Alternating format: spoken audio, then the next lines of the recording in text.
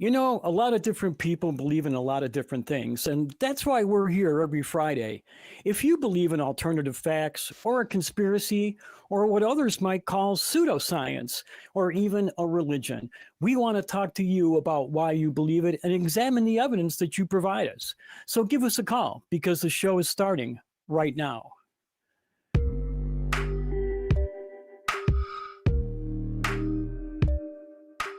Hello. Welcome to another episode of Truth Wanted. I am your host, Kelley Laughlin, and this is a live call-in show that happens every single week on Friday at 7 p.m. Central, where we talk to people about what they believe and why they believe it. And if you'd like, you can call us at 1-512-991-9242 or through your computer at tiny.cc/calltw. Truth Wanted is a product of the atheist community of Austin, a 501c3 nonprofit organization dedicated to the promotion of atheism, critical thinking, secular humanism, and the separation of religion and government.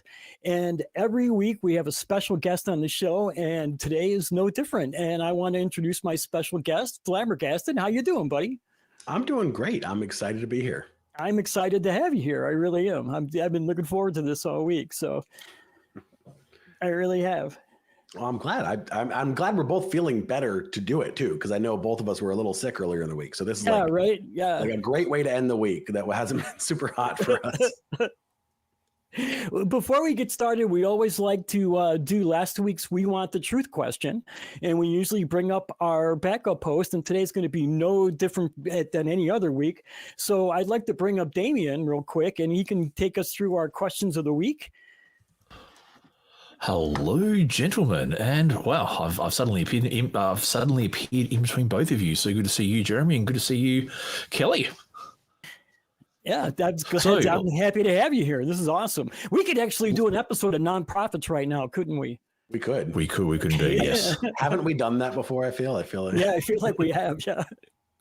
Last week, we asked you what is the best sci-fi religion and why, and here are our favorite answers. Number 3 from Permilson2394 says, the techno religion from the tabletop game Warhammer 40k. Good there. Number 2 comes from Chuck Gatos. The best sci-fi religion is the way of the prophets on Bahor in Star Trek Deep Space Nine. Just like the Christian God, their gods exist outside of time. Even better than the Christian God, their gods are real. And number 1, drumroll please. Number 1 from Peanut Hamper. The best sci-fi religion is probably the Church of All Worlds from Stranger in a Strange Land. You get to learn the Martian language and philosophy and how to grok correctly. Bonus is clothing optional. Yeah, I could grok that. I'd give it a shot. Yeah, better than most religions that we have in our world, at least. You had me at grok. Yeah. I remember I had a boss many years ago, and I asked him if he had ever read Stranger in a Strange Land, and he went, no, I couldn't crack it. That's a true story. So what is our prompt for next week, Damien? Prompt for next week is, let me just quickly pop down the... Where was it? Oh, geez, I have lost... the prompt for next week is, if you were invisible in a church service, what would you do? I might pee in the holy water. I think I would gently go around and blow on the Bibles so they're turning pages to different things.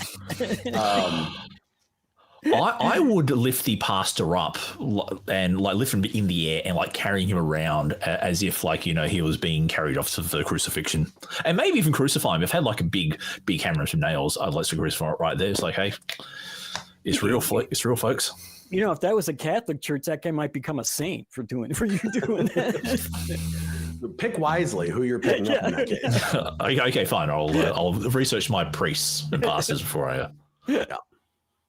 All right, thanks a lot. Hey, you got flabbergasted. You haven't? Oh, you did give an answer. Oh, both my brain cells have been getting stuck together all week. All right, Damien, we're going to have you back at least at the end of the show. So thanks for coming up and doing the questions with us, and we'll see you in a little bit. Okay, and now here is the point of the show where we usually talk to our guests and learn a little bit about them. So, Flabbergasted, what can we learn about you that's interesting? Well, I am a historian. I used to be a history teacher, and like that's my bread and butter. I used to teach debate, and I taught whole classes on fallacies and argumentation and how to defend an argument, how to pick apart arguments. So that's stuff that I really love to sink my teeth into. Awesome. Love that. Yeah, well, you should fit in really well right here then. And if people wanted to see more of you somewhere, where would they go? You can find me on TikTok. I'm Flabbergasted001 is where I do most of my stuff, though I've been a bit lazy the past month. It happens. It happens. And also, as I mentioned earlier, we can also find you on the nonprofits here in the ACA as well. That is correct. Yeah, we just recorded a couple days ago, so you'll see a couple more with me and some of my wonderful friends coming out this upcoming week. Awesome. I was supposed to be on those, but I ducked out because I was really sick. I feel really bad about it, but I know I was afraid I was going to miss you out on you today. I was like, oh, what happens if he doesn't get better by Friday? Yeah, I was starting to feel, I'm feeling a little bit better yesterday. Today, I'm still a little bit off my stomach, but I'm not doing too bad. So I took some anti-nausea drugs before the show started. So I feel pretty good. I feel up and ready to go.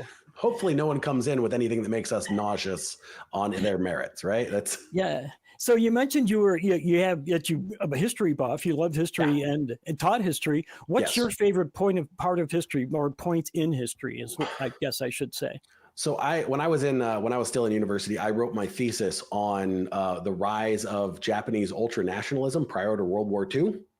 So I really love that kind of conversation, like how did a society fall into ultranationalism and all of the problems of ultranationalism that come along with it. And like that tied in a lot to my fascination and interest with Japanese history in Japan, which is like what I focused in most of my degrees.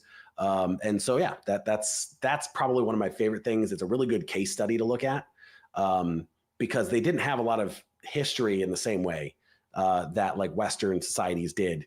When we come into the early 1900s. So you see a lot of change really fast. You get to see how new ideas really kind of start shifting in the population. Right. This all kind of started with the Meiji Restoration, right? Yeah, the Meiji Restoration came in, and then that was basically at first a rejection of the empire, the empirical system, and then that kind of flopped back around where they then re-embraced it and then opened up to the West, and a lot of flip-flopping around, as you tend to see in history. They started with the movement, realized it wasn't going to go the way they wanted it to, started swapping on positions to kind of solidify power, took the emperor, put him on a pedestal as a figurehead who had no real power, which is why after World War II, not a lot of people held the emperor to a lot of credibility because he didn't have any actual real authority in that position. He was a figurehead the whole time. And yeah, so like then how that leads into a rising ultranational, and they built ultranationalism. They built up a new version of Japanese nationalism that they started spreading throughout the population that really kind of got this very fervent, hyperfixation on how amazing they are, right? Right. And that led to what they started doing in World War II. They then went out into, well, even prior to World War II, they went out to Korea and the East Asian islands and all that stuff, and started kind of colonizing and doing all that stuff. And that is all a product of the rising ultranationalism, which comes as a result of their war with Russia, actually. And a discontentment within the population of the fact that they won the war with Russia, but they got nothing for it. And so that's a whole thing. Yeah, that's awesome. That's awesome. I actually would love to sit and talk to you about that for like an hour, but I can do it all day.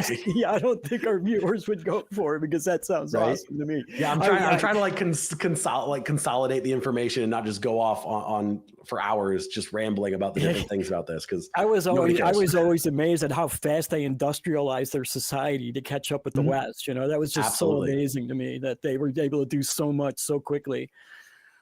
That's why I said I could sit here and talk about this for a while. So. Oh yeah, absolutely, all day. That is it's what I love. But what I'd really love to hear, since history is like my field. It's what I love. It's what I do. I want to hear from people who think that history and what they understand about history is something they can use to support their supernatural or religious or like pseudoscientific claims, because like that's not how history usually works. Right? Yeah. But yeah. that's true. That's what I'm excited about right now. We got some people in the chat saying that they would listen to you and I talking with History Wanted. Let's do it. Well, I would love to. We are That college. producers, we got a new show on the line already. Yeah, there we go. Just rack it up. Well, all we need is crew. You guys want to all volunteer? We got a crew going. We'll have the show. So we do have a call. You want to go ahead and take the call? It might be a little interesting. It might be a little we'll get there. I'm sure we'll have a great time. And this is somebody who calls in a lot. It's John from Canada. Hi, John. How you doing? We lose them already. Oh, can we hear you, John? We were having some problems with the call-in studio audio before the show. That's why we had a late start. So we might still be having that problem. I'm going to return John to the queue and let the crew work that one out. And maybe we'll end up talking more about the pre-World War II Japan. Japanese modernization. Yeah, and like just kind of to jump back into Japanese modernization, something that I found really fascinating about that whole era and the rise of ultranationalism is how Japan started building a narrative about what it means to be Japanese. And I'm sure a lot of people are familiar with the concept of Bushido. Yeah. Right. The Japanese code of honor that is very akin in a lot of ways to chivalry. And it's mostly made up. Especially the version of it that we understand today. It was fabricated effectively on this overly romanticized version of Japanese history and used to kind of pitch this idea of this is what it means to be Japanese. That same ideology is also one of the reasons why Japan was so popular in across the world. Like prior to World War II, Japan was looked upon very favorably by Western powers, particularly England and the US, and like very friendly with them, and they viewed Japan as like this enlightened version of an Asian society, which because they were racist, of course. Yeah, of course. And so it was like they crafted this narrative not only for their own internal usage, but also to create a narrative about how the rest of the world sees them. And it's a really interesting thing about building a false historical narrative to give yourself credibility that otherwise you might not have. Japan fought 2 wars against Russia, no? So they fought the Russo-Japanese War, which is often known as World War Zero. Yep, also known as World War Zero, the precursor to World War One, and set the stage for a lot of kind of that tension. And then technically they were against Russia during World War II, but they didn't actually fight Russia. The war ended before Russia engaged with them. I was thinking of the battles in Mongolia just before World War II. Gulk and Gol. No, it doesn't ring a bell? Not off the top of my head. I think it was in 1937 or 38. The Russians and the Japanese, the Kwantung Army from Manchuria fought the Russians. Oh, the border. Oh, yeah. I told you I was a history buff. Oh, yeah. Okay. Yeah, there were border skirmishes. So that wasn't yeah, okay.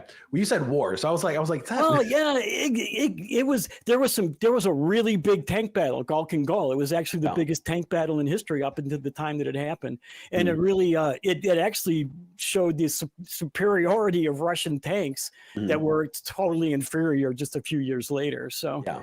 Well, they had to build up after. I mean, they were very much embarrassed after losing to Japan in the Russo-Japanese War because they should have won. they had all of the advantages. The only advantage that Japan had was like proximity, and training. They did pretty good in that regard as well. And luck, of course, as with every war, luck plays a huge part. And so then. After that kind of international embarrassment, there was a lot of a motivation for Russia to demonstrate their military capacity afterwards. But I just checked with the crew. They're still working on a Collins studio problem. That was what really launched Japan into becoming a major world power, was the Russo-Japanese War, no? It was in a lot of ways, yeah, because it was the first time that any non-Western country stood on the international scale toe-to-toe with a Western power. And that was when everybody's like, oh, dang, like Russia lost to them? Yeah. and that was a huge thing for a lot of people. So yeah, it was a world-changing event, even though technically speaking, you could say it was much more a draw, which is why, like, after the war, the terms of victory were not favorable to the Japanese. And a lot of people were very upset about that. And that was also utilized to promote national fervor in Japan and outrage, and kind of ramp up that frustration within society, leading to, the extremely militaristic and extremely authoritative, ultra nationalistic, and there's a colonialist mentality that they built. I would recently found out that Teddy Roosevelt encouraged the Japanese to invade Sakhalin Island to get the Russians to come to the negotiation table to end the war. And I thought, wow, that was actually kind of a sharp idea, because the Russians had nothing to lose, and so that's why they wouldn't come and negotiate. And it wasn't until the Japanese actually invaded their territory that it forced them to come to the table. Yeah, and it's also the fact that, like, when we talk about, like, the influence that like bringing the Japanese to the table for the end of the war in World War. Are we talking about World War II? This was at the end of the Russo-Japanese War. With Teddy Roosevelt got the Nobel Peace Prize for it. Oh, okay. For ending the war. I did not get into that aspect of it. So that is, I thought you were talking about something else. Yeah, that's new to me too. It goes to show you, no matter how much you study of something, there will always be things you don't know. More. It's insane. That's why I love history. That's why I love geology too. Both things just really, really perk me up. I really do. Yeah, there's always going to be something new to learn, and, like, just this little niche thing over here that happened that influences things that it just wasn't part of what you looked at. Yeah, that's awesome. I was not expecting this conversation, but I'm totally enjoying it. I don't know if we're boring our viewers with it, but I'm getting off on it. So I don't know if the viewers want to know what you're getting off on, Kelley. I think most of the viewers know what I get off on most of the time. Rocks in history. That's how we do it. I got a reputation of being a party king too, so. Well, I'm here for it. I haven't slowed down just because I got old. Yeah. What's your favorite, like when we talk about history and we talk about all of these kind of paranormal claims or these supernatural claims or the religious claims that we talk about on shows like this, what is your favorite kind of historical point that you like to go to or bring up as like a counterpoint or something? One of the things that I like to really look at is like the church's reaction to science as it became more well known, right? Like the Catholic Church's reaction to Copernicus and Galileo, and how eventually they lost that battle. Yeah. And then when the science of geology came along and we were studying fossils and stuff, and the Catholic Church didn't come out against any of that because they had already learned their lesson. But the Protestants, whoa, there was no way that the stratigraphy could be correct, that there could be different ages of the earth couldn't be possibly as old as the geologists thought it was. So I like finding that out. One of the things I found really interesting in that regard was that it took over 100 years for all the churches in Europe to put up lightning rods, because they thought lightning was God's punishment to a bad village, that was a village in sin, or maybe the priest of the church was a bad guy. But yeah, it took 100 years to put lightning rods in all the churches. Well, really would have sucked to be one of the bigger churches, because you would have been the first one hit. The bigger you get, the more is, I guess, the logic there. The bigger you get, the more God's going to be pissed at you. Yeah, kind of a closely related fact, it was really dangerous to be a bell ringer in medieval times because there were no lightning rods, and there was a belief that thunderstorms were caused by demons in the sky. So the bell ringer would run to the church and start ringing the bells, the church bells, to chase away the demons. And what he was doing was basically just wiring himself up to be electrocuted from lightning. So, Right. because the church steeple was always the tallest building in town. So It's really kind of interesting to me how, like, we look at these things and it's just like, it's just evidence of the ever shrinking versions of God in every generation. Every generation, something about the God that the previous generation believed in is lost because we understand just a little bit more about reality than we did in the past. And like watching it in real time, and you're exactly correct. Like looking at these things in history is what makes it fascinating, that you can look and see how much smaller God has had to get at every stage. And this all-powerful, all-knowing God is just shrinking every single year until you have to suddenly push him outside of reality as a whole to be able to justify his existence. Yes, his hiding place is getting smaller and smaller, right? Exactly. Yeah. My favorite thing when we talk about history and we talk about how history is useful in these conversations is one argument I hear a lot is like how if you look at Jesus, for example, right? Well, we can look at the people will say you can look at the historical record and you see people that say Jesus did this and Jesus did that. And this is evidence of the things that we know about Jesus, right? We know Jesus was resurrected because we have the witnesses and we have people writing about it. We have historians writing about it.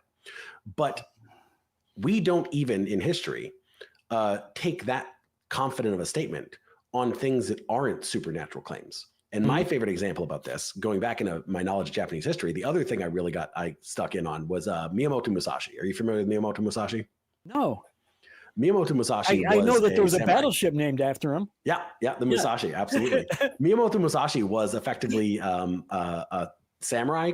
A samurai in practice more so than in class, that's debated. But basically everything we know about Miyamoto Musashi he has two periods of his life. His first half where he was a warrior, the second half he was a philosopher. The second half of his life, we have a lot of corroborating information. We have multiple people talking about him. Everything about the first half of his life is all firsthand accounts from him. So he is telling us everything he did. And that is not very reliable. And so all these things, we can verify some of these things, right? We can verify that he fought this person and the outcome was this. But all the things that he says about that fight, we don't necessarily take as truth, right? We take it as a possibility, as his version of that particular story, his interpretation of how things played out. But even when we have firsthand accounts, even when we have a guy writing his own bibliography, right? He founds an entire philosophical school of thought in Japan, and he has followers to this day.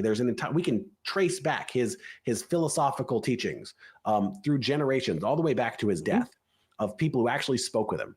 And we still don't take any of those things as absolute fact. That's probably them trying to fix the audio issues with the Collins studio. So that was kind of funny, though. That was awesome. Right, really just like, is that real? It's God. That's what that is. It's God using my voice for some weird reason. Yeah, so like that's my favorite thing. When people like to be like, oh, well, we know all these things. It's like, well, but we don't know. We accept that some of these things are likely outcomes. And the things that we accept are likely are still things that we know are actual real possibilities. None of these are supernatural claims. None of these are outside of the extraordinary. Some of them are like impressive, but none of them are outside of expectations, outside of what we expect in reality. Everything that he claims he did at that time is something that theoretically we could do today. And we still don't believe that he did all those things. I was thinking before the show, I was talking about being down in South America during the revolutions, like silver mining in Peru. And, believe it or not, I met Bernardo O'Higgins. And there you go. It's a fact. And that's basically what you're talking about doing, right? I just made up an early history for myself. So I still had my Irish accent back then, too. As someone with a very Midwestern American accent, I really wish sometimes I'd have a better accent, but I don't. I got that boring Midwest accent. Sorry, everyone. What's Oh goodness. Yeah, looks like we're still working on it. We're still trying to Get that call in studio working. figure out what's going on so we can get that gentleman in here to tell us all about whatever it is he has on the docket. Do we have any notes on it? Like what are we waiting on him for? I think it was the same problem we were having before the show. It's just not working in between the host and the caller. Yeah. So and I see Crispin in the chat here saying he has an undefeated record, talking about Musashi, undefeated record in his 62 duels or as a swordsman, or so it is claimed. And that so it is claimed is so important. Yes. Right? Yes, it is. Of course, he thinks he won all of them. The best you could say is he definitely survived all of the duels he was in, which is still better than most. So, yeah, not everybody did that. Right? No, duels were, to survive a duel means you at least didn't get your butt kicked, or you were such an embarrassment they didn't feel like it was worth killing you, which is the worst one. But I was going to grab my sword, but it's out of reach. I have a shinai here. I have a boken on the floor over here. All right, since we're doing that. I'll show you mine if you show me yours. Oh, fencing rapier. Yes, I fenced when I was in college. I was on the school fencing team. Yeah, I got a shinai here, and I got a boken here. Haven't used them in a while, to be honest. I have some physical difficulties that I didn't used to have. It makes this kind of fun a little more challenging than it used to be. But yeah. Cool. So we've talked about Hello. Hello. What do we got there? This is the voice of God. Oh. Can you prove it? Well, I've been keeping your phone calls from coming into you, but I've shown I'm going to show pity on you and let you talk to some callers, because I know one of them will convince you that I'm real. Awesome. I appreciate your pity. It means so much to me. Awesome. God bless you. Somebody will be praying for you. Thank you, God. They could do something more useful than praying for me. I'm convinced now. I'm not. I'm pretty sure that was just an AI chatbot. We lost John though. Hopefully he'll call back. John, call us back, my friend. Call us back, John. We got everything fixed up. Thank you for being patient. And please call back. He had a couple. I know he called a couple of times because his question changed. And it probably would have been a really interesting conversation. So while we're waiting for him to call back.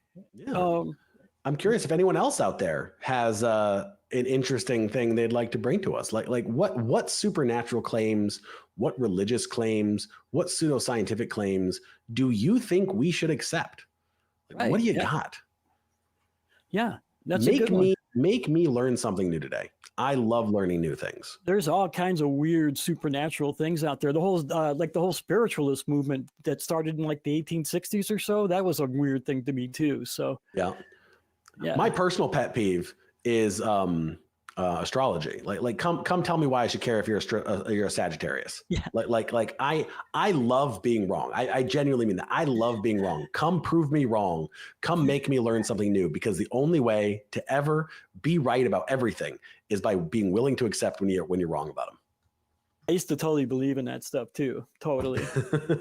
I read tarot cards. I was so totally caught up in New Age crap. It was horrible. I'm not surprised with all the crystals behind you. I kind of assumed there was a point in time where you were also into tarot. It was kind of what got me into the whole crystal thing. And then as I started learning about, I started out thinking they had powers, right? Mm-hmm. And then as I actually started learning about the science behind them, I realized that I had been wrong, and the science was actually way more interesting, to me. So, yeah. So you're telling me you don't keep particular crystals there to have certain energies for you?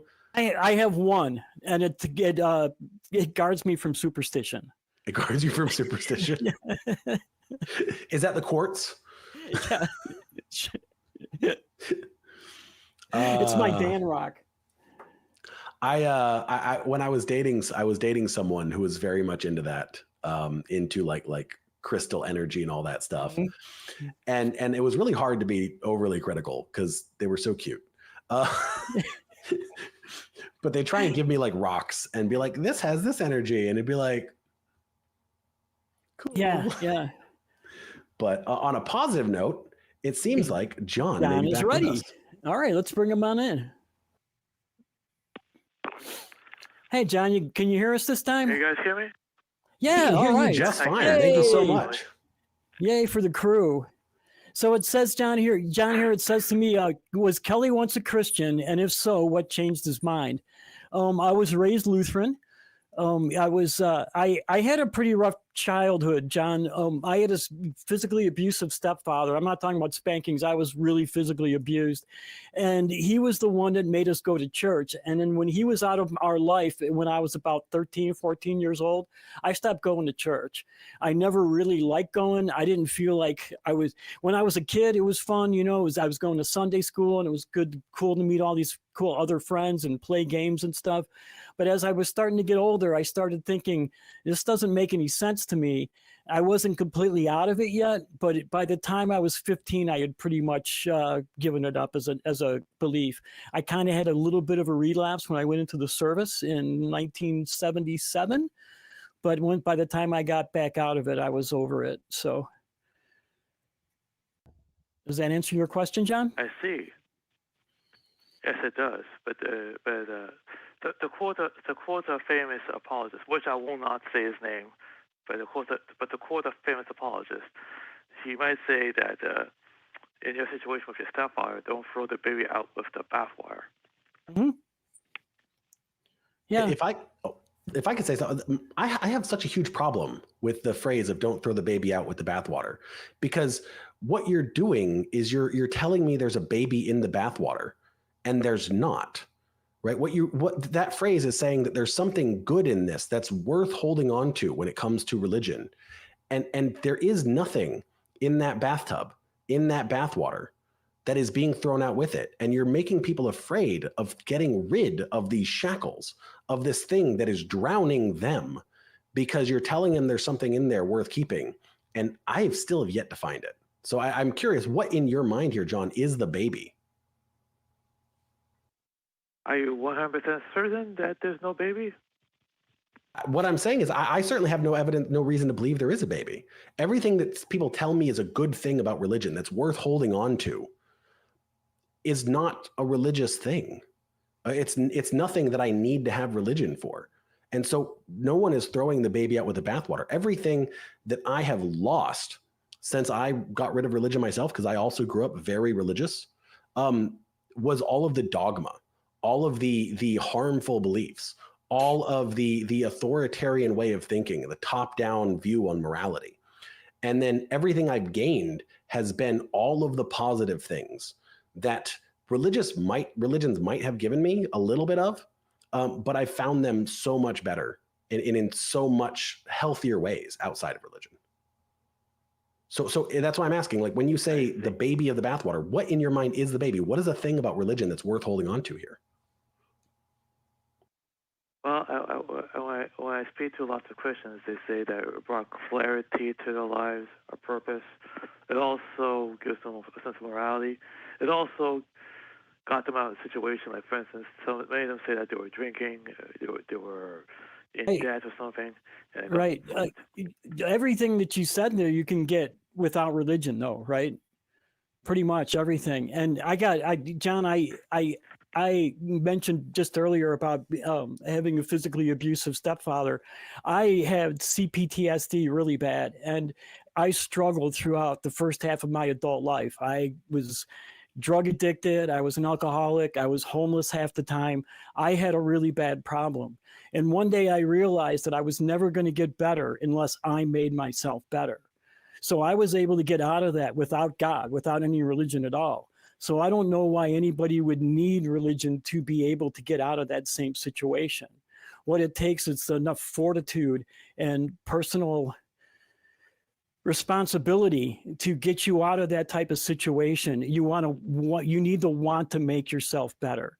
You need to realize that there is good in the world, that there's things that, the good that you can do for the world. And that creates that purpose you were talking about, that religion gives you. I have purpose too. Does that make any sense to you, John? Yeah. You remember what I told you about that remember I told you last year about that situation I had and the person who helped me. And I've never forgotten that. Yeah. You remember, right? Yeah, I do remember that.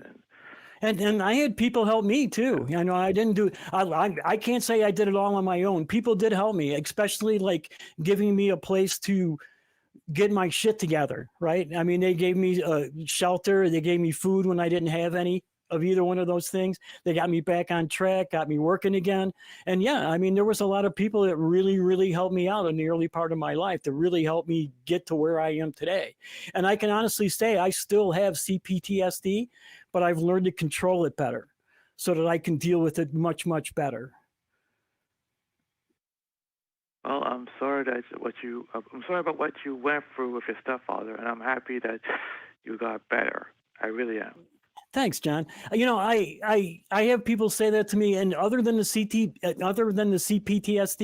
I don't really mind the things that happen to me, because to me, like your failures, the bad things that happen to you, the negatives in my life have made me more of who I am today than my successes did. I learned more. I gained more personality from those things. So I look back on all the bad things that happened to me as just part of my life. It was just part of me progressing to be who I am. And I always say it doesn't matter whether you were bad or good. It's always about being better every single day. And that's what I'm trying to do. Just be better every single day. I couldn't agree more. I would also throw in, if you don't mind me jumping in here a little bit, Please. John, is that all of these things that you say people can get out of religion, I don't disagree. You can find a purpose in religion, but you don't need religion for it. And the purpose you get out of religion is, I would argue, a healthier purpose, a purpose that is actually going to be based in what is good for you, and not based on what I would consider effectively a fairy tale that we have no reason to believe is actually true. And if we start building our lives on falsehoods, then there is going to be a consequence for that at some point in time. And you can avoid that by building it on things that you can actually demonstrate, right? Building your purpose on family, on friends, on community. Those are all really good foundations of purpose. When we talk about, using religion to get out of addiction, right? Religious approaches to addiction are demonstrably less effective than non-religious approaches. Approaches that don't teach you an authoritarian approach to avoiding a problem are going to be better long-term approaches to it. That's why there's organizations out there that are centered around the idea that you need to have a God. I'm not going to name the organization, but there's an organization that is centered around the need of a higher power for addiction. And that organization has a ridiculously low success rate. And secular versions of those systems that don't take that same hard line authoritarian approach to getting rid of addiction are notably more successful. They're also less popular because religion hasn't been endorsing them for so long. But these are the things that we run into. Morality from religion is this idea that whatever God tells you is good is good. And if that thing is not good, then you have to find a way to make it good. And we have so many examples of this in various religions, right? We have slavery as an example. We have misogyny. We have anti-LGBTQIA approaches, like treating people in society as less than. These are all moralities that are taught to us from religion. When you get out of religion to look at the moral systems, we can actually start justifying our morality without having to say, because so-and-so told me so. So in other words, we should abandon the top-down authority model. Absolutely. Mm-hmm. Right. An authoritarian approach to anything is never the best approach. I see. Right. And not only is it an authoritarian approach, it comes from somewhere that we can't even prove is real. You know, it's from what I can tell, it's a man-made authoritarian approach. Oh, I see. Okay. So in other words, it's kind of like, let's say we're living in the times of cavemen. It would be like the caveman says, God's in the cave. I'm gonna go ask him what we should do. He walks into the cave, walks out. He gives the instructions. Yep. That's exactly what it is. Yep. We even see that in the Bible, right? The guy walks up on the mountain to get God's laws and comes down with a tablet. And only that person supposedly spoke to God. And everyone's just listening to this other guy who said that he spoke to God. Or I'm the shaman and I get to eat the magic mushrooms and talk to God and come back and tell you what he told me after I ate the magic mushrooms. Because that's, that was big tribal thing too. So not just magic mushrooms, but other psychoactive drugs was very common for shamans to take and come back and tell the tribe about their experiences and what God had taught them or the spirits had taught them while they were gone from this world and in the other spiritual world. So, yeah. John, it sounds like you got it, man. They're great John, questions, and I appreciate you asking them. them. And I want to say real quick, just to comment to something going on in the side chat. Sorry, John, just give me one moment. Narcissa, give us a call.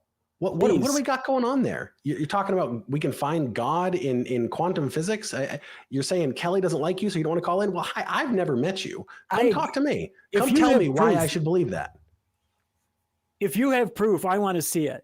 Seriously, if you really have proof, I want to see what you have proof of. Yeah, and if you feel like Kelley's not going to give you a fair shake or whatever, come talk to me. Let's do it. I'll shut up. Bring it to me. What do we got? Tell me how to find God in quantum physics, because if I can find God in quantum physics, I want to.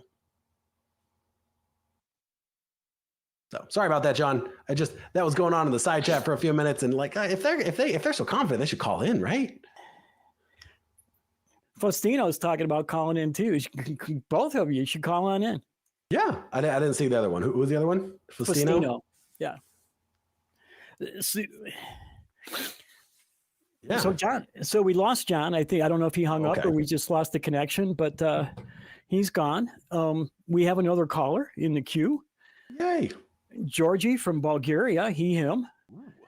And he wants to talk about new age ideas. So let's do it. Georgi, welcome. Let's get him up here. My calling studio is working a little slow, but I pressed the button to bring him up here.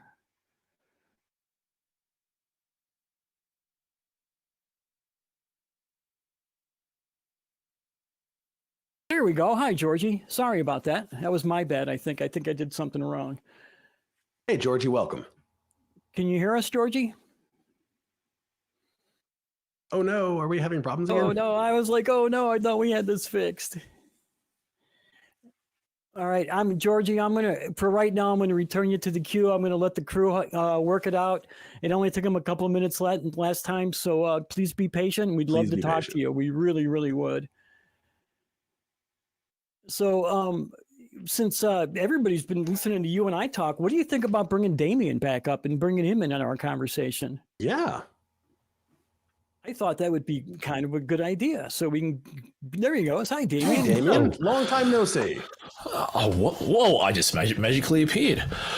When Greg was saying, I'm the voice of God, I really wanted to jump in and go, no, sorry, Greg, I'm the voice of God. I thought that would be, but leave me off camera just so it really, really compels the effect. I do think for the voice of God, yours definitely has a little bit more bass to it. I was going to say things. I was trying to say something for the accent, but I don't know what word to use here. Maybe God is, maybe God is Australian after all. But no, I really wanted to jump in on that call from John because, I do find that religious people tend to hang on to religious beliefs because of the utility of the religious belief. And I do like what you were saying, Jeremy, about, is there really a baby? And can we get the benefits of religion without being in the religion? And yes, I find that the most compelling reason to be in the religion is not necessarily the truth behind it, but because of the utility. Yeah. I think that's a really important, thing for us to kind of keep in mind is like, just because someone can find a use for something doesn't mean that thing is good. And like we find things that are useful all the time that are only useful in the short term, and in the long term they cause so much more harm. And at the end of the day, it feels like that's the right answer to do because you don't know what those other options are. And so I don't blame people. Like I understand completely why people end up doing that. I understand completely why people are like, hey, this is the only way I know how to do this right now. But at the end of the day, like there are better ways, and maybe I don't know all of them, and maybe my way is still not the best. But we're not going to find those better ways if we keep getting stuck in, well, this one worked for me, even though it hasn't worked for everyone else.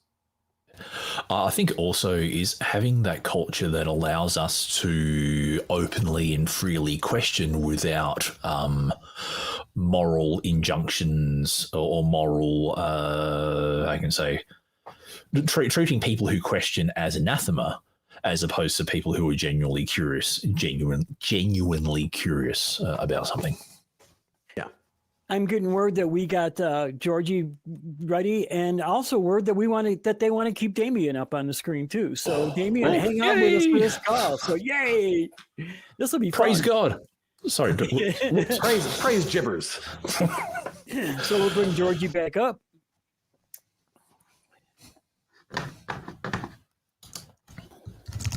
Hi, Georgi. How you doing? Can you hear me now? I'm doing great.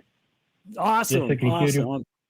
I'm glad the crew worked it out. So it says here, you have new age ideas. You claim we are eternal beings. Is that correct? Yes. Okay. Why do you get the idea that we are eternal beings?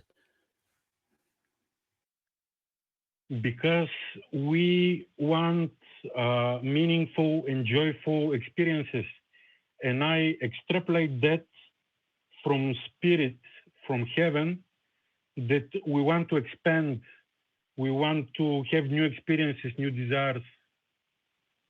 So, question on that, Damien, right?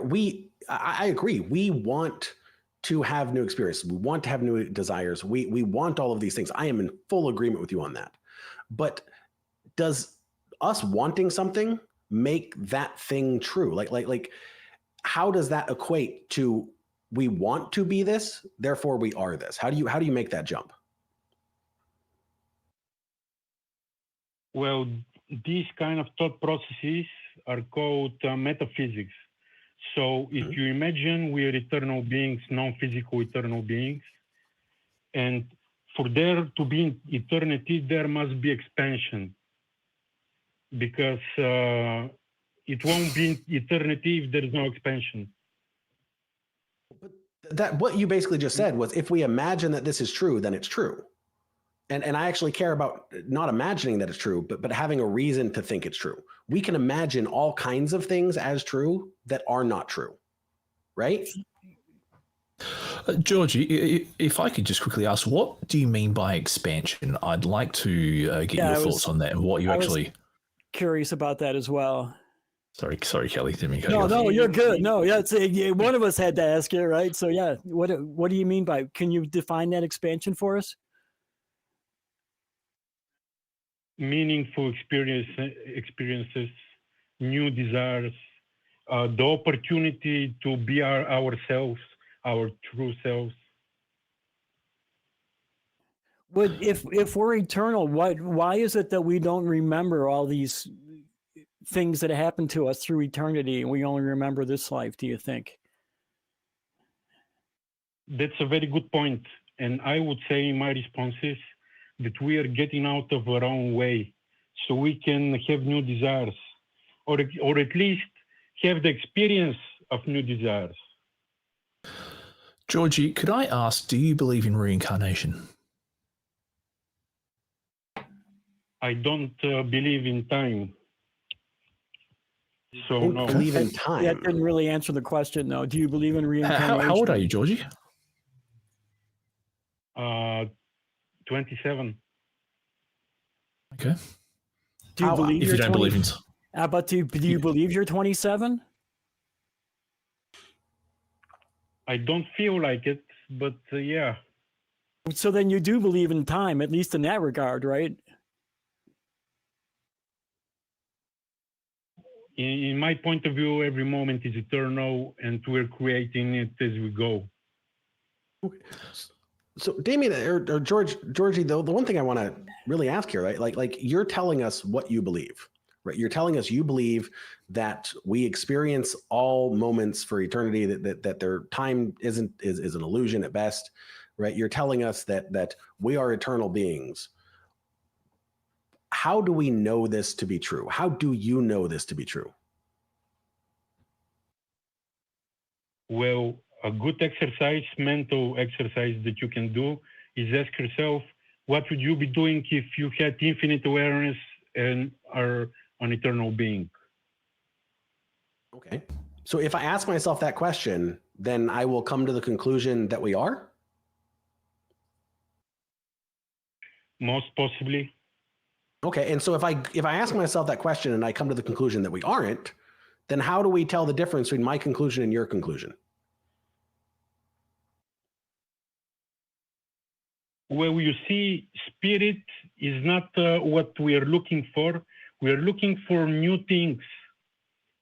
So Yes, I believe. I agree. We're looking for new things. But new things doesn't mean eternity, right? You're jumping a lot of gaps here, right?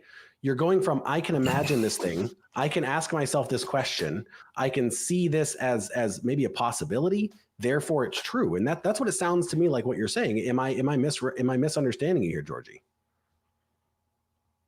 Can you repeat? Yeah, not a problem. What I'm hearing from you is you can imagine this thing, right? You can ask yourself these questions as if it's true, and therefore it is true. That's what it sounds to me like what you're saying, and that doesn't logically follow to me in any way, shape, or form. I can ask myself all kinds of questions about things that aren't true. I can imagine all kinds of things that aren't true. How do we know it's true? If we can ask ourselves a question and have that answer be both a real answer or not a real answer, how do we know if the answer is actually based in reality? Well, have you heard the phrase, we're all in this together? It's yeah, but the greater part of us, the more expanded part is 99% in spirit, and the 1% is also in spirit. We're in a kind of dream. So it's all about having more enjoyable experiences. I agree. Like the the last part I'll agree with. Yeah, the pursuit of more enjoyable experiences is so valid. I'm here for that. I'm all here for looking for more enjoyable experiences, right? But that does not mean that we are therefore eternal. That does not follow, right? You cannot say we seek out new experiences, therefore we seek out new experiences for eternity. Yeah. It doesn't logically follow. Correct, I don't understand.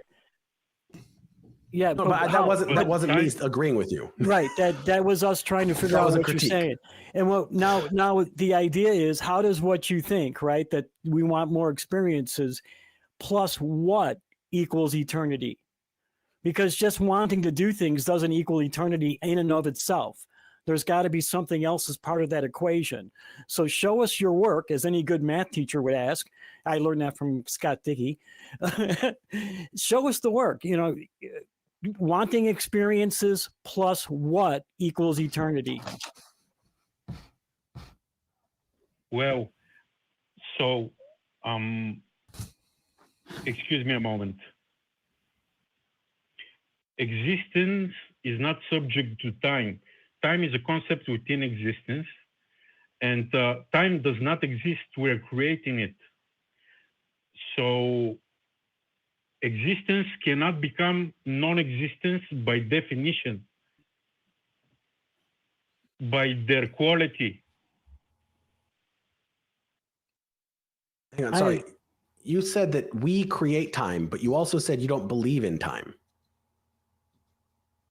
So which one is it? Like it feels to me like you are just coming up with answers to questions that are interesting to you and coming to conclusions that these things are the actual reality. It's Well, as I've heard it before, it sounds like bong rip theology. It's like you sit in a room, you think really hard about stuff, you come up with answers, and you be like, I like that answer, I'm going to think that's true. And that's not how we come to conclusions about reality in any way, shape, or form. I have mentioned in previous calls that I have some sources on the internet, on YouTube, for example, of people channeling beings from beyond the earth. Okay, but what does that have to do with us being eternal, right? Like that's a different claim. That's a completely different claim. Yeah, right. Channeling is something completely different, right? And that's going to need its own set of proofs, right? Can I ask you a quick question, Georgi, about the impacts of this kind of belief? Question for you, Georgi. My question, Georgi, is do you think if we have an infinite amount of experiences and we get to experience, as a result of infinity, everything that we could ever want to experience, what at that point in time is the value of each of our experiences?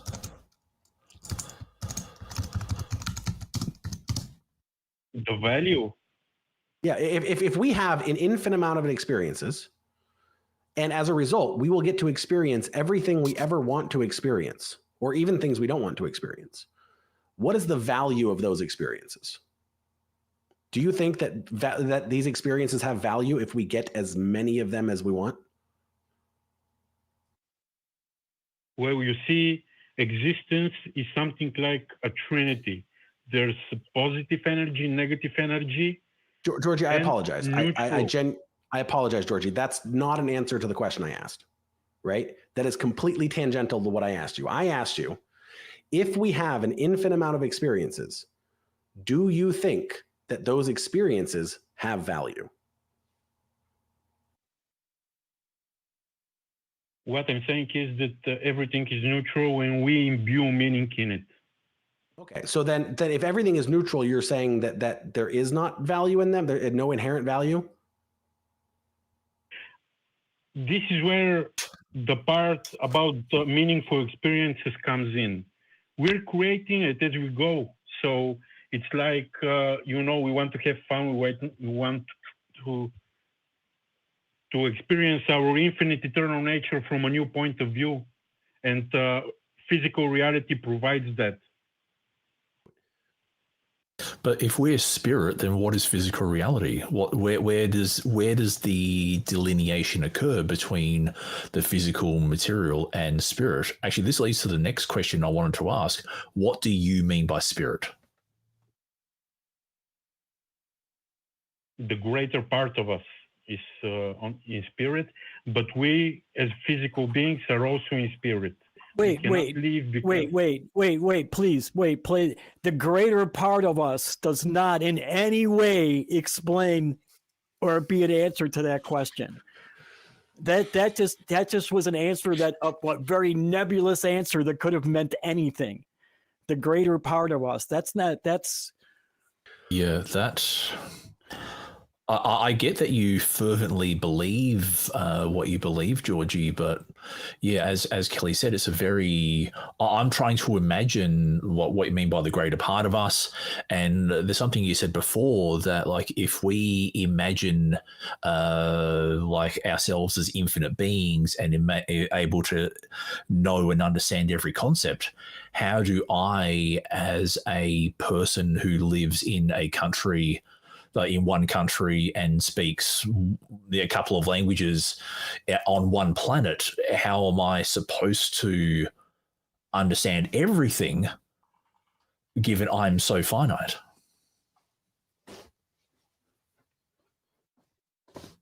Well, that is the point of physical reality, so you can walk the journey. the journey is like the destination itself. That's such a meaningless tautology. Yeah. Like you just said a bunch of words that have no real meaning. And I mean, it might sound a little harsh, but to be honest, that feels like everything you've said today. Everything you've said is I think this thing, I feel this thing, it seems to me. And when we ask you for evidence, all you do is go back to I think this, it seems this, it feels to me. And then when we point out why we don't see that as making sense, you say, well, I think this, I feel this, and it seems to me. There's nothing substantive in anything that you're presenting us here. And it's like, how are we supposed to find any of this convincing or honestly even interesting if you can't substantiate anything? Actually, I'll disagree. I do find it kind of interesting, but Yeah. but I think the question is how do you prove it to a rational skeptic? How do you prove it? I think if Well, go ahead, please. I have cited some sources before when I've called in, but they're regardless. Because yes. I was going to say, like a lot of the things you're saying were things that I would have said 20 years ago, 20, 30 years ago. And I don't know. Are you familiar with the Zen Buddhist path to enlightenment? Do you know, first there is a mountain. Are you familiar with that? Yes, I am. Okay. What it sounds to me like you're in that middle part where the mountain is no longer a mountain and the river is no longer a river. That's what it sounds like to me when you talk the way you're talking. It seems to me that you haven't quite gotten there. You're only halfway on your path. Does that make any sense to you? Because to you, the way you're talking, it seems like you no longer think the mountain is really a mountain. Well, I want to tell you a different story. A teacher said to the student, No. See the Buddha. I didn't tell a story. I was just like, I'm trying to make a comment on your narrative, right? And then just bringing up another spiritual story isn't going to do it for us because we don't believe in that spiritual nonsense. See what I mean? So I'm trying to get you to maybe think about what you're telling us from a different point of view. Because where you're at, like I said, where you're at, the things you are saying are things I would have said 20, 30 years ago. And I think these are things that could be interesting if they were substantiated, right? If you gave us any reason to actually hold on to these thoughts, or any reason to actually ponder them. But Kelley just came out and said, hey, here's a problem that I'm having with you, with what you're presenting here. And what you responded to was, let me tell you a different story. Yeah, it's like based on the same thing. It was like what I said went right over your head. And you didn't listen to it at all. And I was trying to put it in the language you would better understand than some of the language we had been using.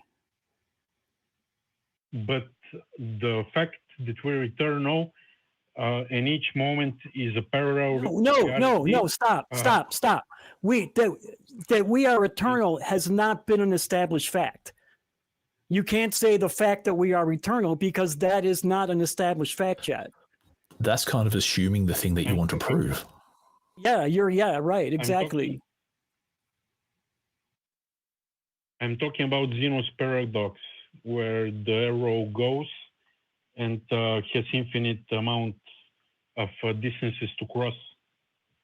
Yeah, I'm familiar with Zeno's paradox, and I also know that mathematically we've solved Zeno's paradox as well. So I don't use Zeno. I used to use Zeno's paradox, but since I learned more about mathematics, I don't use it anymore because it's a really, really bad example to use because we have actually solved that paradox. It's no longer a paradox.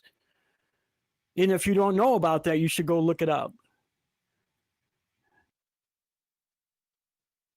Well, gentlemen, I think my strongest point is that we are getting out of our own way by incarnating in physical reality. I don't think that's a strong point at all because you haven't given us any reason to consider it or given any credibility to it as a strong point. It's just a thing that you said. cool. Yeah. I'm glad you think that. I'm glad that that does something for you. But like, I believe that you believe that. Yes, and I think I cannot change my beliefs now that they have them. Sure, you can. I changed mine. So did I. Yeah, it depends right. on if you actually want to investigate it well enough to actually like substantiate it. If you want to actually investigate your beliefs well enough to and actually evaluate them meaningfully, then you can change your beliefs. You could either better justify your beliefs or come to an understanding of why the beliefs that you hold aren't valid.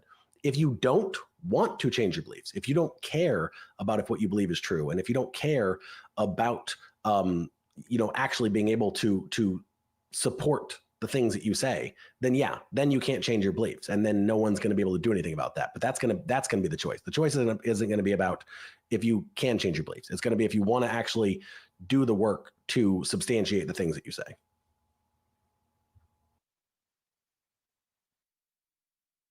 Well, things in physical reality seem so familiar to me, like alcohol and these kind of things.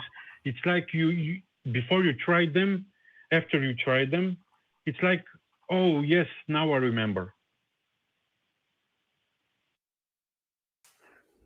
Usually people drink alcohol to forget. Yeah. I might need to have a drink like after this to forget this call. I'm not trying to convert you on anything, guys. I just want to have a good conversation. And my strongest point was not so good. Yeah. Well, Georgi, thank you for sharing your thoughts with us. Thank you, Georgi. I encourage you think more about it. Like look into the solution to Zeno's paradox that Kelley pointed out, and call back again when you think you can actually like give us reasons to consider this in a meaningful way, and then we'd be happy to give it more thought. Okay, sounds great. Cool. Thank you, Georgi. I would really love you to go check out Zeno's paradox though, and how we have solved it. I don't remember right off the bat how we did it, but it was a new field of mathematics that's just been done within the last few decades, and we have actually solved Zeno. So Thank you. I used to use Zeno's paradox all the time because it's such a fun thing, and it's but unfortunately it's not valid anymore. We got to do a couple of things here that I didn't do. I was going to do it before and I didn't, because we have a couple of super chats. So, and we were going to do super truths tonight. So let's do the super chats real quick. I forgot we did a separate tab for those. $10 from Space Barbarian says, praise Doug. They like that. Praise dog. Sorry.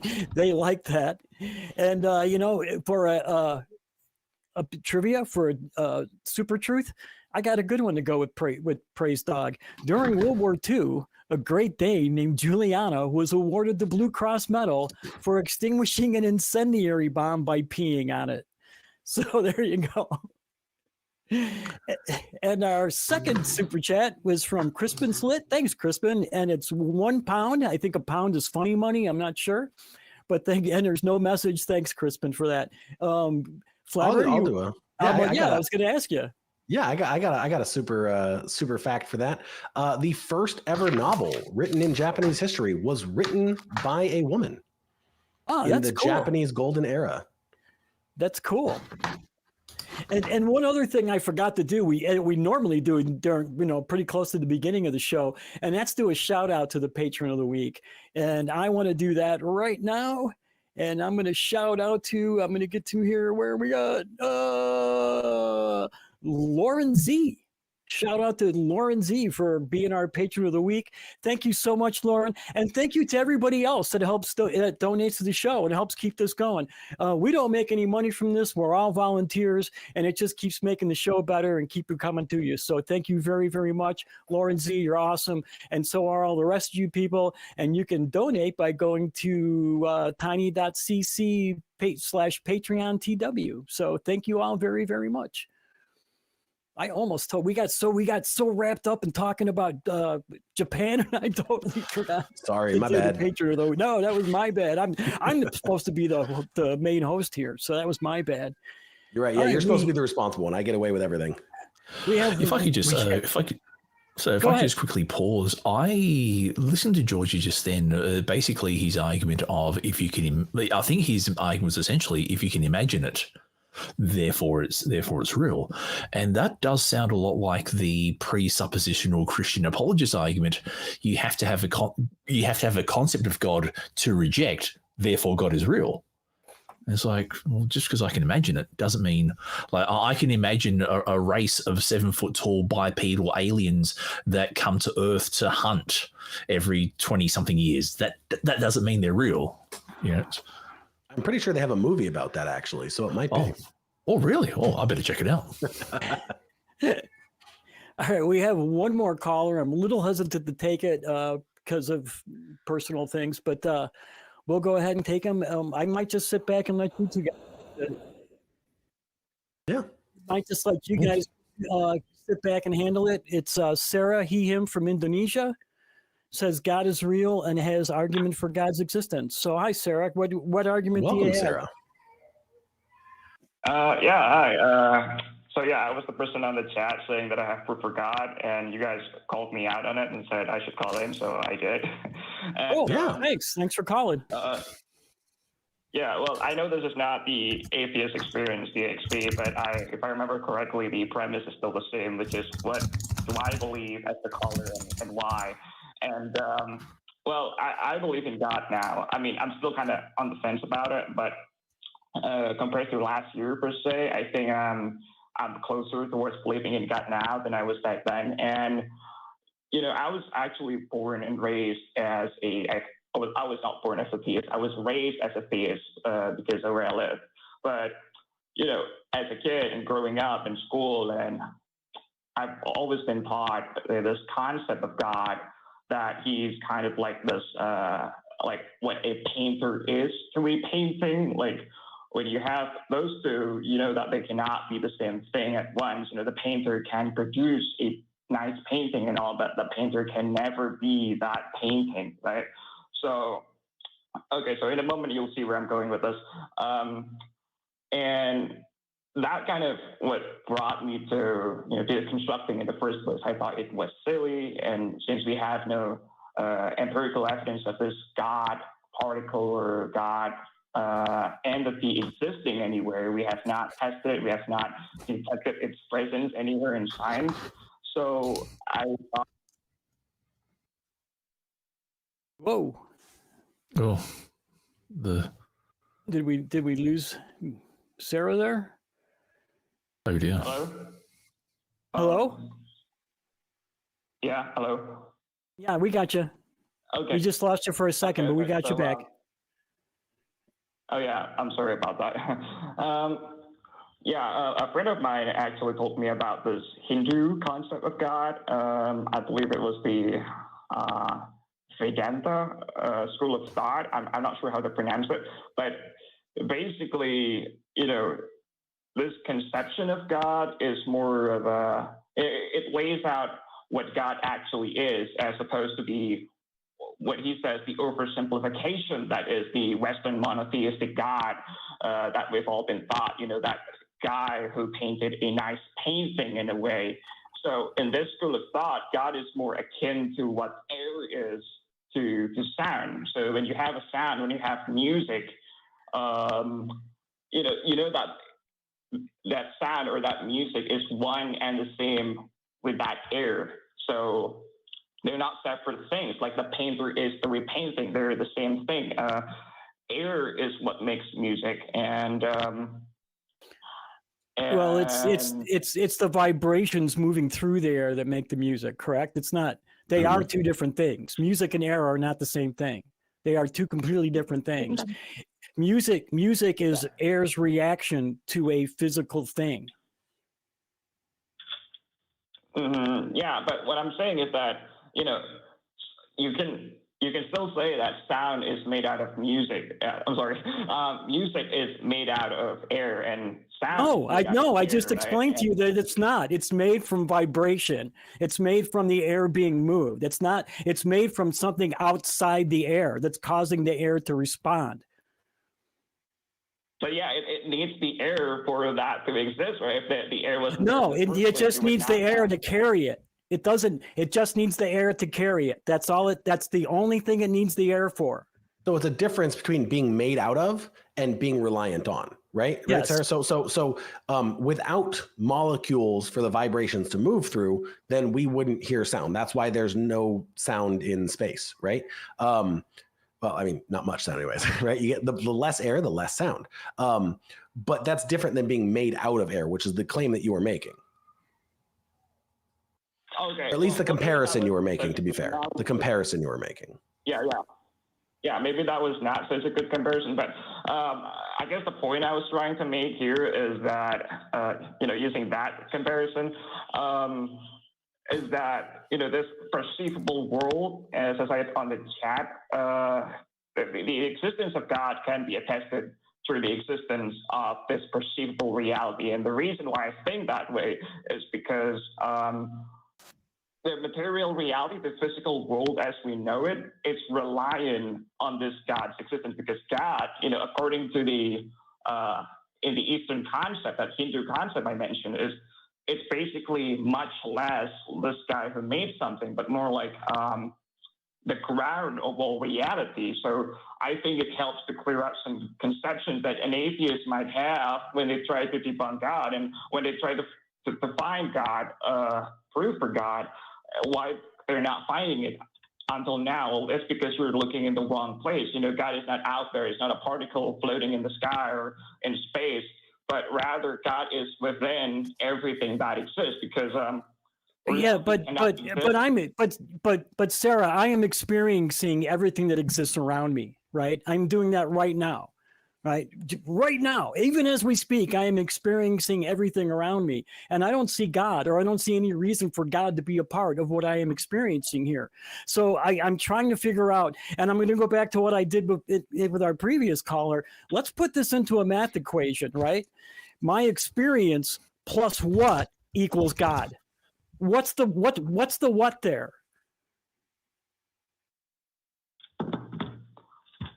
Well,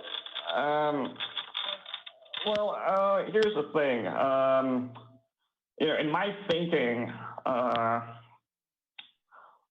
here's the thing, right? Well, the thing that actually put me in this rabbit hole of quantum physics proves God was that I saw how, up until now, scientists in quantum fields, they have not figured out the mechanisms as to why subatomic particles take on the shape or the position, the spin, the speed, the momentum that they do. It's just kind of something that happens randomly. So that, when you see that physical reality is basically the big things, right? And big things were made out of smaller things. And in the smallest level, you have the subatomic particles, which you can say to be the building blocks of the physical world.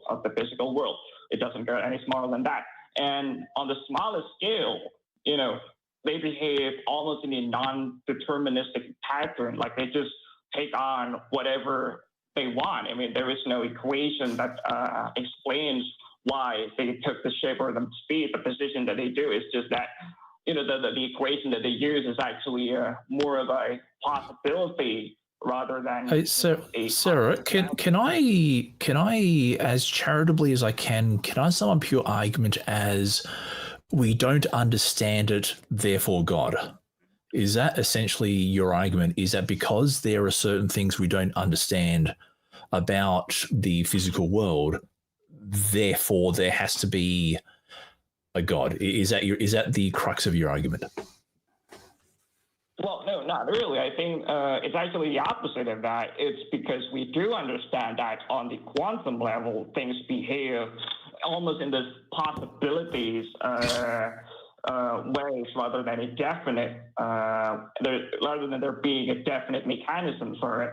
And it just tells me that, that's where God is. God is this, if you look at the Eastern conception of God, God is basically this infinite possibilities that materializes and emanates into the physical world by limiting itself. And that's kind of what, what happens on the quantum level. You have possibilities to the wave function, and then it collapses into. Okay, so Sarah, can I quickly ask, have you run this past any quantum physicists? Have you sat down with the quantum physicists or gotten to a chat with the quantum physicists? Have you run this?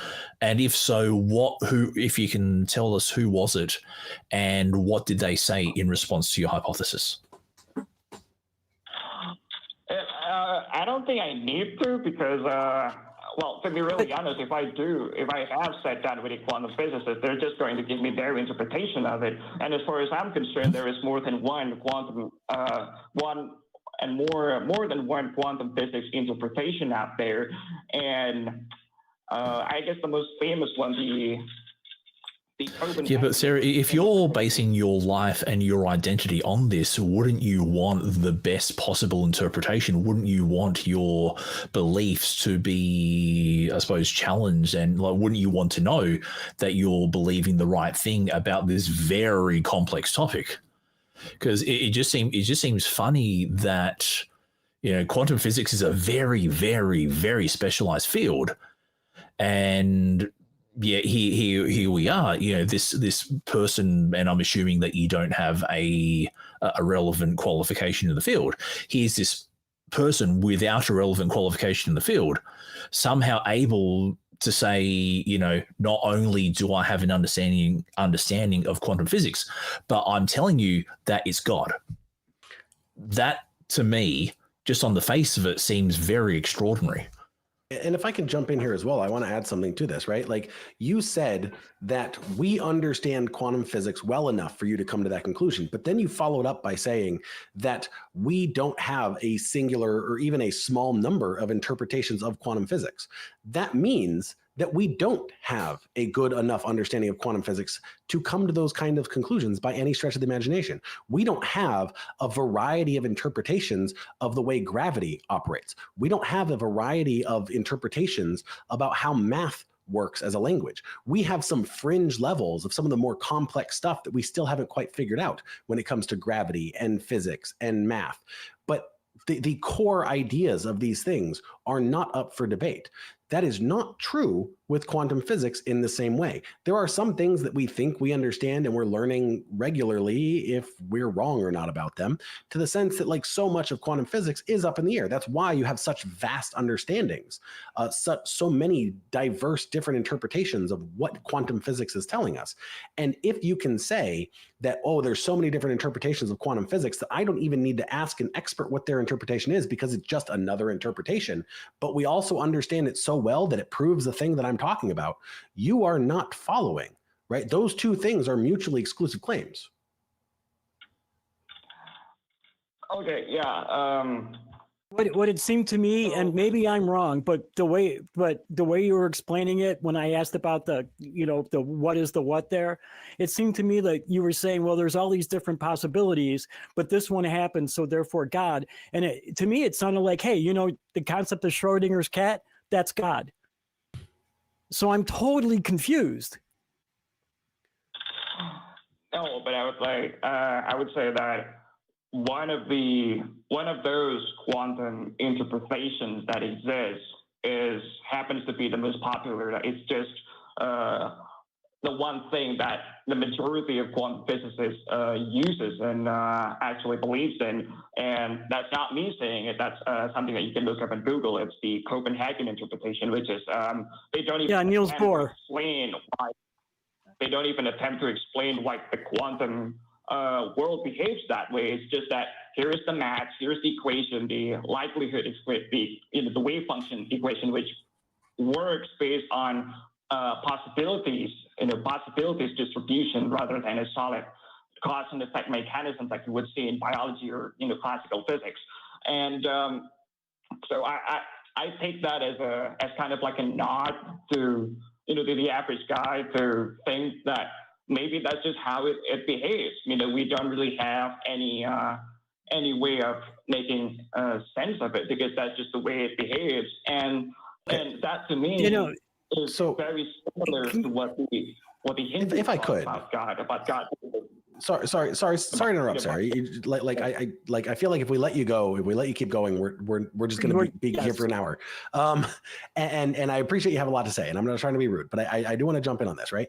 Because what you're talking about, right, is that this is the most common interpretation, and this most common interpretation is not by the experts defending the thing that you are defending. So you are adding an interpretation onto the most popular interpretation. So even still, like, why you could still go talk to a physicist that takes that most common interpretation if you think that's the best interpretation that supports your thing the most. And then you don't have to worry about if it goes in this other interpretation that's just another interpretation that you don't want to give credibility to. But I think a really important thing, going back to kind of the core of what you were talking about, you started this conversation by saying that God is effectively necessary for this. And I might not be using the same words you used here, but you were effectively saying that quantum physics can only operate the way it does because of God. You made that kind of statement. And the thing is, what you're doing there is you're simply saying, we don't know why it works this way, therefore God. And it very much is what Damien was pointing out earlier, this we don't have an answer for why it operates this way, and therefore we need God to be the explanation for it. And I know you rejected that as your position, but the more you talk about it and the more you express these things, that is what your position effectively boils down to. And you said you're going to come in here and you have proof. None of this is proof. None of this is evidence. All of this is your interpretation of a common interpretation of something that doesn't agree with you. Yeah, it's not proof, it's conjecture.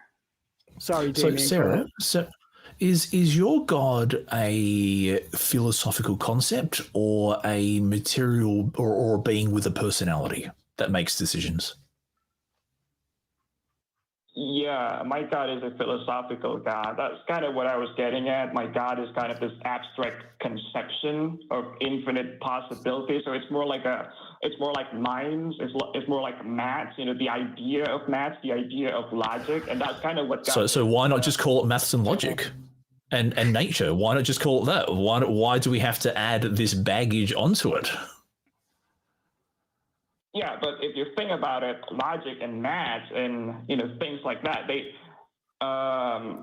logic and maths are things that we created to help us understand the world. We can trace the history of logic and mathematical thinking for hundreds of years. Yeah, logic and math are effectively just languages that we're using as a tool to describe the objective reality we share. And what you're doing here is you're just redefining something into something different so you can call it the thing you want to call it. You're not even providing the same function as logic and maths, right? You're not providing a language or a method to describe something else. You're just saying there's this thing here and I'm going to call it God. So what?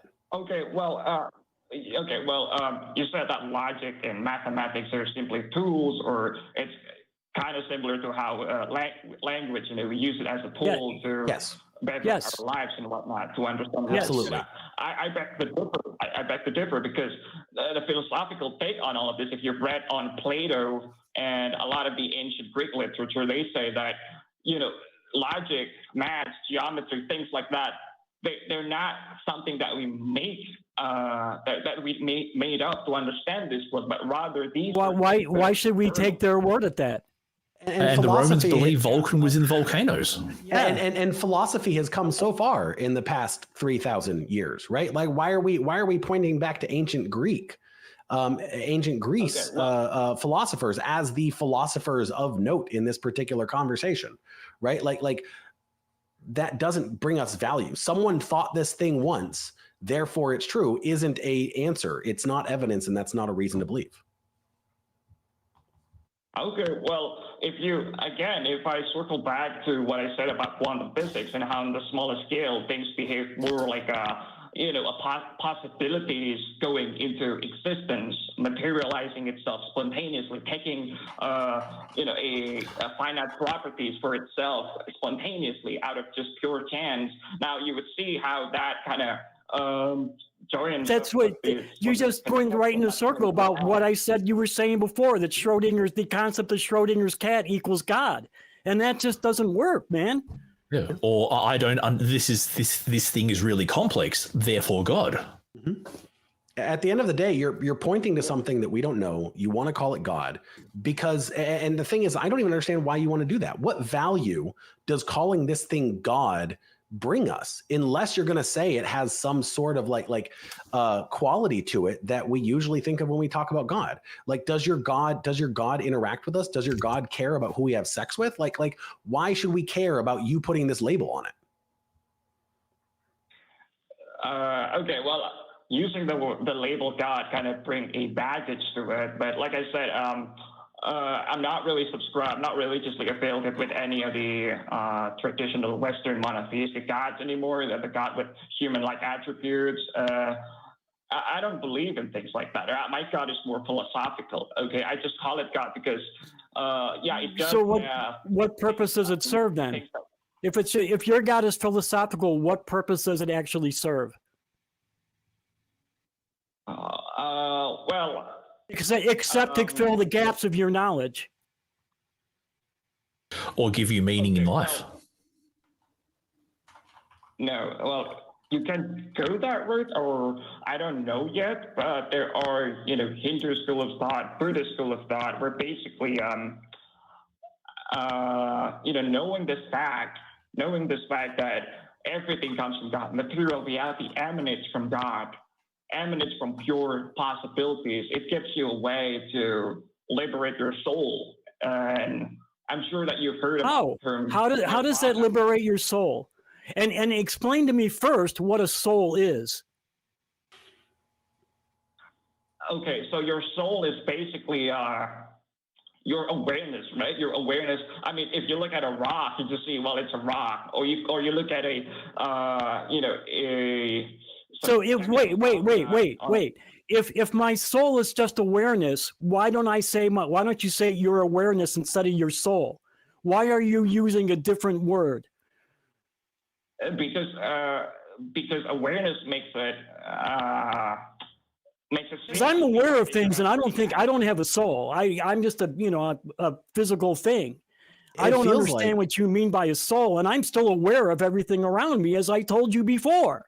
Yeah, and it feels like you're just trying to add like these more complicated, more philosophical terms, for a lack of a better word here, to make these normal things sound and feel special, right? Like at the end of the day, right? You really are just either redefining things into terms that you prefer, which if that's the case, fine, that has no value in any way, shape, or form to anything we're talking about, or to anything about how we should live our lives or why we should live our lives a certain way. And when you're not doing that, you're simply saying, we don't know, therefore let's label it this thing and give this credibility somewhere that we can't justify. At the end of the day, right, if this is just a concept, this is not a real entity that has any real impact, and you just want to give it this label, sure, cool, hold that, go all day with it. But recognize, I think it's important to recognize that you're not bringing anything of value or of substance or new to the table that has a meaning for anything here. Not for me, anyway. I mean, everything you've said is just stuff I've heard other people say before, and I didn't believe it then either, because there's no essential proof of anything you're saying. You're just giving us what you conceptually feel is correct. And I can't sign on to something like that. I have to have some kind of empirical, unambiguous proof that I can hold on to before I believe something. And I'm pretty sure that you feel the same way about everything else in your life except this. And I kind of wish it's similar to the conversation we were having earlier with the previous caller, is that like, at the end of the day, like it sounds like it could be interesting, maybe, if we were actually given a good reason to think about it. Like I don't need to have the absolute solid proof put in front of me before I tangle with the idea, but you aren't even giving me a good enough reason to tangle with the idea. And that's the problem.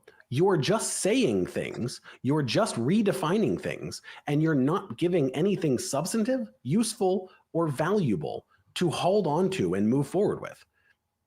And I don't know how you get past that. And I don't know if we're going to have enough time for us to hash that out anymore today. But we are actually over time already. Sarah, I would love it if you'd call back and talk again. We'd love to continue this conversation. I'm sure Dan would love to have this conversation with you as well. So feel free to call us back. As much as I want to keep this going, we are over time, and I'm just going to have to call it short. So thank you very much, Sarah, for calling in. I appreciate it. And I'm sorry, I dropped Sarah already. That was my bad. Sorry, Sarah. But Sarah, I also want to point out, like, you were afraid that we were going to be hostile to you, or like we don't agree with you. We don't share your beliefs, and we're critiquing them and criticizing them. But I do think we had a civil and good conversation. So I hope you don't feel discouraged to call back in the future, like you seemed a little concerned about calling in the first place. So I hope at the very least we've alleviated that for you. Yeah, well, if Sarah does want to call back, I suppose the only thing I would ask Sarah to do is differentiate between, like why call maths and logic and our inability to understand quantum physics God? Like, why add that label on top? Why not just say this is something we don't understand? Yeah, what value does it bring? Indeed, that's an interesting question. Interesting way of putting it. As Oku Banshee mentioned in the chat, the quantum physics is just taking the place of God of the gaps. So, yeah. I was really afraid, though, that when Sarah said about paintings and painters, I thought they were going to go the Ray Comfort route and go, every painting has a painter. It's like, I actually had notes when Sarah started talking, and I was like, concept God equal painter to a painting - watchmaker argument ? I was waiting for it. So we are going to wrap up the show. Guys, you were great, man. I had a great time tonight. It was so fun hanging out with both of you guys. I'm so glad we brought Damien up too. It was awesome. Before we go, I want to reiterate, where can we find you, Flabbergasted? If we were looking for you? You can find me on TikTok at I'm Flabbergasted001. You'll recognize me. You'll see my beautiful face. Cool. And Damien, if we were looking for you, where would we find you at? You would find me on the Tall Friendly Atheist Sad podcast. Episodes released sporadically. Cool. Awesome. And we can find both of you and myself often on the nonprofits. So Tune into that. Whoa, there we go. And I want to thank all the callers that called in, and I want to thank especially the viewers that stuck with us through it all. And we should reiterate what the prompt for this week is. You want to do that, Damien, or should I? If you were invisible in a church service, what would you do? That's a good one. I can't wait for the answers to that one. I really, really can't. And there are no requirements to keep it PG-13, I don't think. Just don't make it political, because we are a 501c3 organization. The one thing Dan likes to wrap up the show with is words of wisdom from our guests. So Flabbergasted, you want to go first? Words of wisdom. If you are going to say that something is an important thing to believe, you should be able to justify it. Yeah, it's a good one. Damien?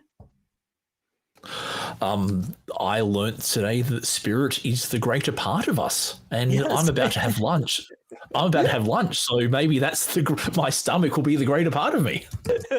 And our soul is our awareness. Yes. I'm solving you right now, Flabbergasted.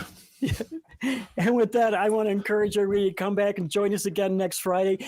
Next Friday will be Halloween, so that'll be fun. And in the meantime, everyone keep wanting the truth.